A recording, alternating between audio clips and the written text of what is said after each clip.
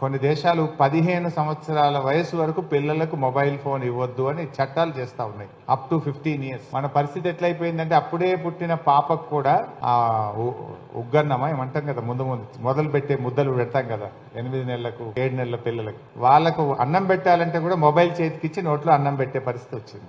అవునా? అన్నం పెట్టాలంటే ఇంతకు ముందేమో చందమామ రావే జాబిల్లి రావే అని పాట పాడి చిన్నప్పుడు ఎప్పుడో మేము విన్నాం, మీరు విన్నారో లేదో నాకు తెలియదు.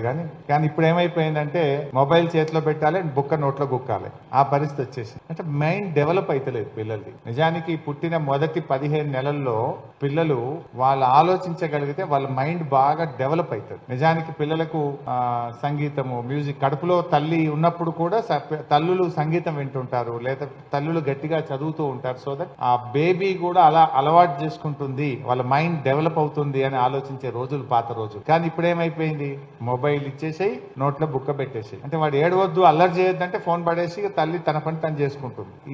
దీనివల్ల చాలా ప్రమాదం జరిగిపోతాం. అందుకే ఇప్పుడు కొన్ని దేశాలు, అభివృద్ధి చెందిన దేశాలు like Australia, France, many other European countries are banning the mobiles. 15 ఏళ్ల వరకు పిల్లలకు మొబైల్ కొనియొద్దు, మొబైల్ వాడితే నేరము అనేటువంటి చట్టాలు ఇవాళ ప్రపంచ దేశాలు చేస్తా ఉన్నాయి.